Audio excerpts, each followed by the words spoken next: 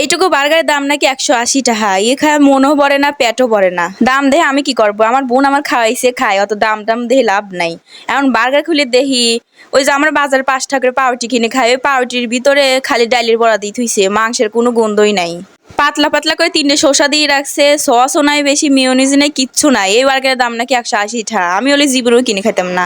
আমার টাকা কি হস্তা নাকি? বার্গারের ভিতর দেখি কি কয়টা আলু ভাজি করে রাখছে, থুকু কি কই ফ্রেঞ্চ ফ্রাই করে রাখছে। নরম হয়ে গেছে, একটু স্বাদ না। মনে হচ্ছে আমরা বাড়িতে যেরকম আলু ভাজি করে খাই, এটাই বেশি স্বাদ হয়। এ কিনে কোনো লাভে নাই। এখন মনে মনে ভাবতেছি, যদি 3টা কোন আইসক্রিমও কিনে খাইতাম, তাও মনটা ভরতো। যে না, আইসক্রিম খায় মন ভরছে, টাকা উসুল হইছে। আর এই বার্গার খায় কোনো স্বাদ বাদ কিচ্ছু পাই নেই, বিচ্ছিরি। বার্গার কাটতে যায় দেখি কি এক পাশে নাই। আমি কইছি কি রে, এক পাশে নাই কে? পরে আমার ভাই কইছি কি আমি এক পাশে একটু খাইছি। পরে কইলাম ভালো করছিস। বার্গার যেমনই হোক না কেন, টাহার জিনিস না, নষ্ট করা যাবি লয়। আমি আবার খাবার মাবার নষ্ট করি না, আমার মায়া লাগে। পরে আমি একটু খাই, আমার ভাইকে কইলাম তোরা খায় ফেলা গা, আমার আর মুড়ির ভিতর যাইতেছে না।